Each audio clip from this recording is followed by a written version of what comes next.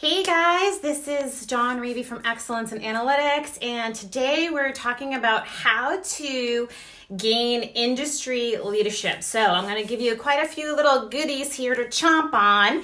So be ready to scribble some notes down and really find your leadership. So the very first question, folks, I will say, folks will say to me, how do I gain leadership? How do I, grow from being down here to higher up, right? And so one of the first things I like to share is really deciding that you want to be a leader doesn't mean that you're deciding that you need to be a CEO. It doesn't mean that you're deciding that you need this, like a super high job. Because here's the thing, guys. We can all be leaders. At any point in any place, you can be a leader if you possess certain qualities. And we're going to talk about how to exercise a couple of them today. Becoming a leader in your space, whether you're a CEO or a student or a janitor or an analyst or whatever you are, you can be a leader in your space. Okay, so when we ask the question, who can be a leader? The answer is anybody who wants to have leadership of themselves. And I'm going to tell you a couple of tips on how to get there. But I have to say, happy holidays, right? So we are December 30th, 2019. We're moving in to 2020. So there were many folks who have come to me and said, how do I become a leader in 2020? Is that you? Are you one of those people who want to know, what do I need to do to gain leadership, industry influence? And how can I do that in 2020? All right, so if you are joining live, go ahead and let me know. If you are here for the replay, go ahead and click in replay as well. I want to know who you are, tell me where you're from, and what your leadership goals are. All right, let's get started. So the number one way to gain leadership, right, is to have this mindset of intentional significance. How can I offer value to people on a regular basis, right? So how can I serve? So when you think about leadership, what you should be thinking about, one of the first questions you want to ask yourself is, how can I serve? If you are a servant heart, if you have a servant heart, right, that kind of mentality, you're figuring out ways that you can serve other people, how you can create intentional significance.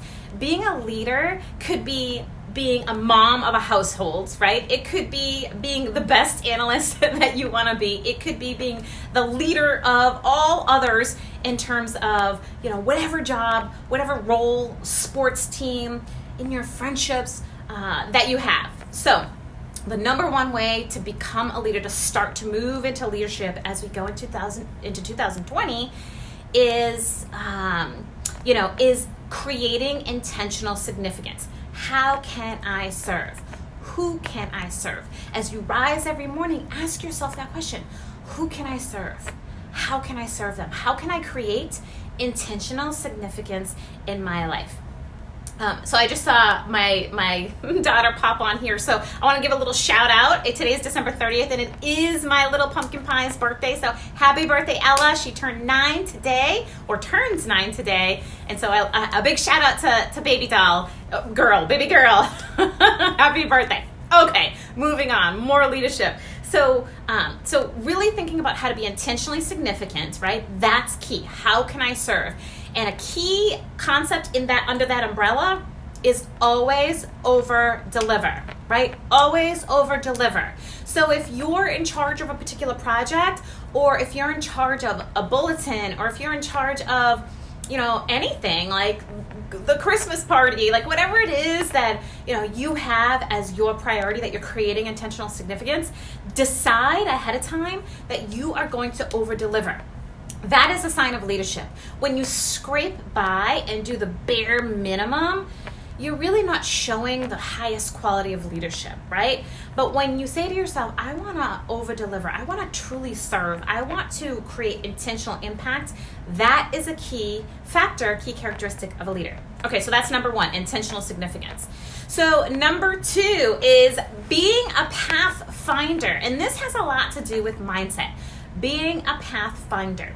Are you the kind of person who continuously finds all the challenges, but you don't really find the solutions to those challenges, right? So are you the person that's like, all right, nobody reads my bulletins, or okay, this isn't working over here? Are you that problem finder only? Or are you really good at identifying problems, but you're also the pathfinder to solutions? So I remember I used to work for this captain in Nashua PD, and he would always ask me this very important question: what do you think about the solution? Like, what's the solution, Dawn? And it really got me thinking about, how am I relaying what I'm saying? We've identified a need, now let's identify a potential solution. So when you become a pathfinder to solutions, you act and begin to step into your leadership.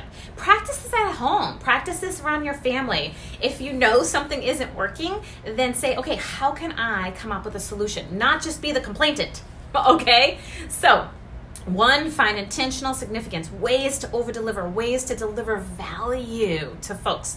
And then number two is be that pathfinder. Find solutions. And don't wait around for your chief or your manager or someone else to tell you, and your family and your friendships. Don't wait around for someone to tell you what the solution is. Take action, right? Find the solution and begin to move toward solutions. So being solution focused. All right, we're on a roll here. Oh my gosh, I love this next one.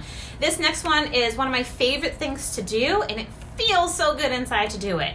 And I'm gonna actually, let's see. I've noticed when you are at least offer a solution, your problem is taken much more seriously or without an eye roll. Yes, Erica, that is so true. So when you offer solutions, you are no longer the complainant. You are the pathfinder, and that is the leader that so many people are looking for.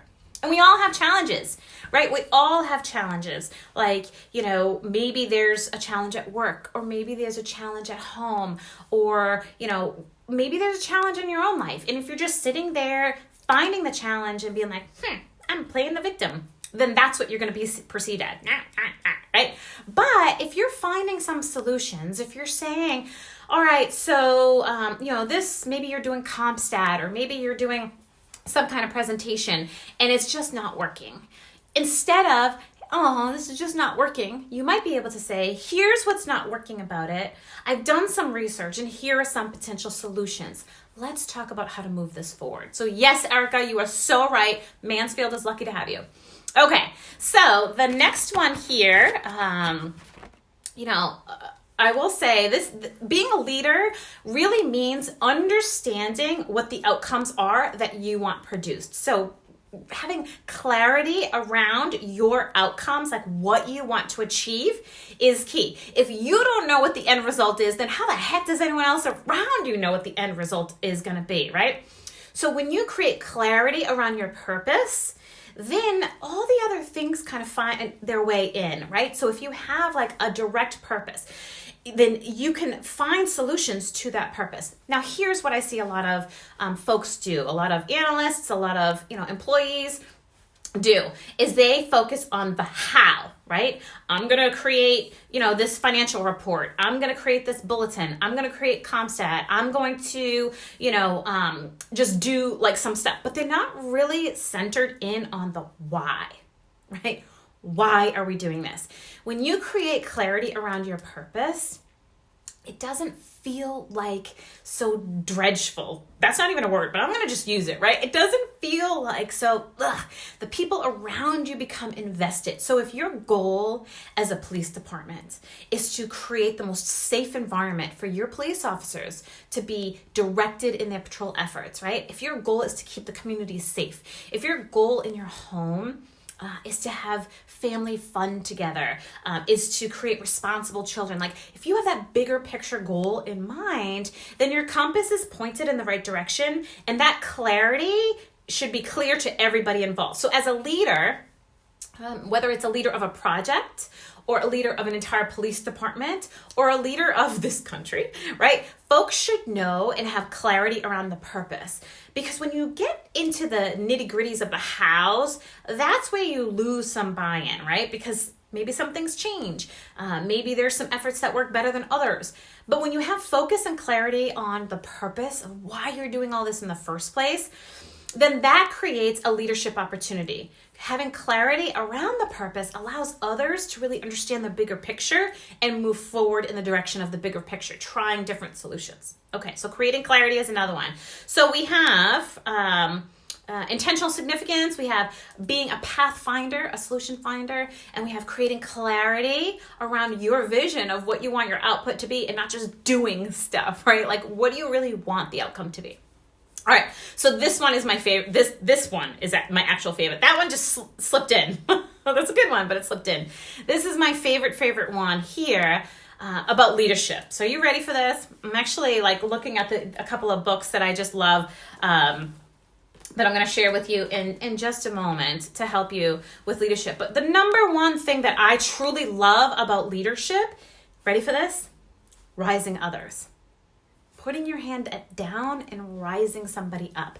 If a true leader doesn't always lead from the front, a true leader, this is important, a true leader finds the potential in the people around him or her and rises them up. This is one of my favorite things to do. It's really fun to look at somebody who's working hard and find something really positive about them and watch them just grow and nurture that. As a leader, when you're watching someone rise and grow and then they get there, you just feel so satisfied. So you can be a leader in your home, right? Around your father, mother, sister, brother, kids, cousins, aunts, uncles. You can help rise them, make them feel really good, make them identify with something positive, right? And you can also do this at work. So you can rise, and it doesn't have to be someone you're in charge of. And that's the biggest myth, right? Is that you can only be a leader to people that are under you.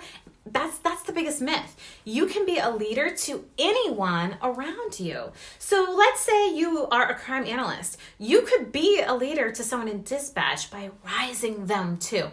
You could be even a leader to your chief by rising that individual, finding what they do well, nurturing it, sharing with them that they do well, and then seeing them rise and acknowledging that they're rising. This is one of the most uplifting experiences of a leader.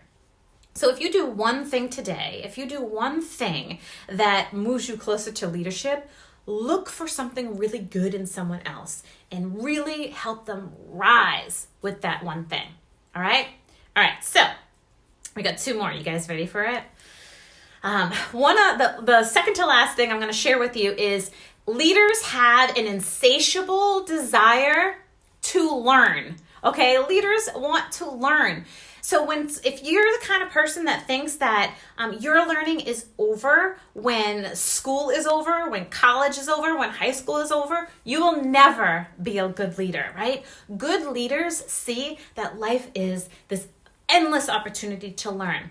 If you're not reading a book, if you're not learning an activity, if you're not constantly stimulating your brain to learn and devour new information, you're not really tapping into your inner genius. So there's so many books on leadership, and I actually have two here. If you're like, hey, I want to start this right now. I want to become a better leader, and I want to know how. I'm going to share two books with you that are going to get you started. So learning and putting in your brain that you're always learning, whether it's through a coach, whether it's through a program like the Rising Genius Transformation Program that starts January 15th, whether it's through extra college credits, whether it's through free programming from the International Association of Crime Analysts or IADList or NHTSA, or whether it's paid programming, whatever it is, you must be constantly learning, right? That's a sign of a true leader. So I'm going to share some of my favorite leadership books with you right now. This one right here is called, I know it might be backwards for you, but it's called Think and Grow Rich. It's by Napoleon Hill. And there's very specifics in here on how to rise as a leader. The qualities, the thinking and mindset. This is a great book overall, but it's a great book if you want to rise yourself and others in leadership. And if you're saying to yourself, I'm not much of a reader, change that, right? Change that thought. Be a reader. If it's Audible, if it's sitting down reading, whatever it is, get yourself learning every single day. That's a sign of a true leader. So here's one of my favorite books, Think and Grow Rich by Napoleon Hill. This is a great book to follow if you are looking to rise in your leadership.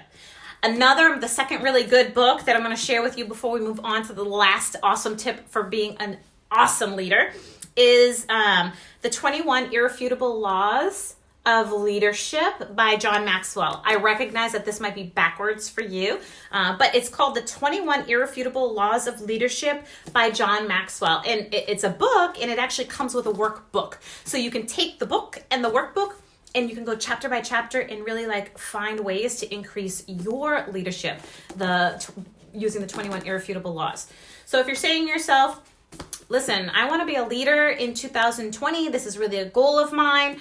Learning is a big part of that. So whether it's reading books like these, being involved in the Rising Genius program that starts January 15th, or any kind of learning, always learn. Leaders know that you're always learning and you're always growing. So that should be part of your repertoire. All right, so we've talked about creating intentional significance, right? Over delivering, providing value, that's the concept on a regular basis. We've talked about, what do we have here? Being a pathfinder, finding solutions. We've talked about creating clarity around what you want your outcome to be.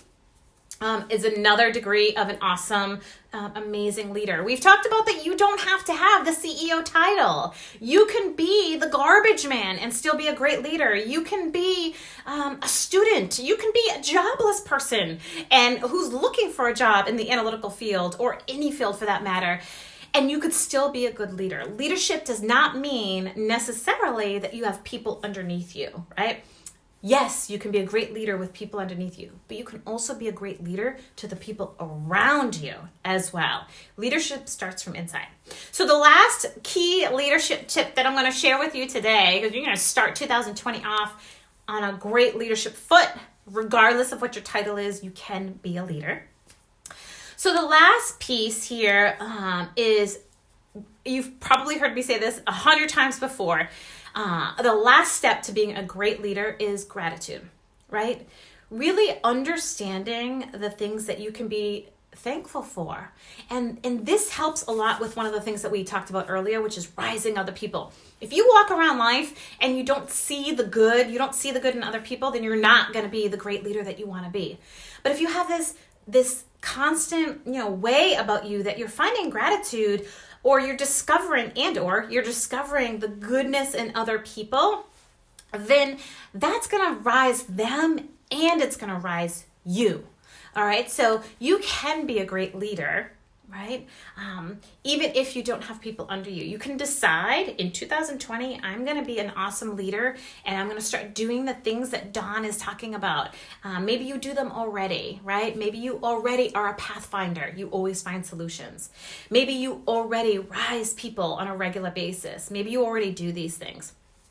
Maybe you already learn. But if you're saying to yourself, you know what, I really want to grow this part of myself. I really want to become that leader that I always wanted to be, whether or not I have people under me, then I'm gonna really work on this. And these are just a couple tips to get there.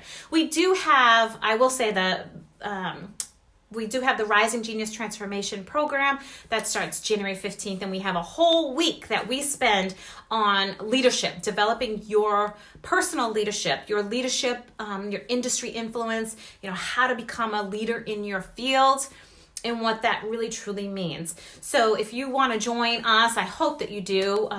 Please join us January 15th. I'll go ahead and put the links in the notes for you here, in the comments for you here. But I'm glad that you joined today. I'm so glad that all of you are popping on right after the holidays on Ella's birthday. I'm excited for her. She's probably upstairs jumping up and down with her older sister. Anyway, you all have an awesome end of 2020. Decide to be a leader now and start implementing these amazing tactics and others that we'll get to in 2020. Bye now.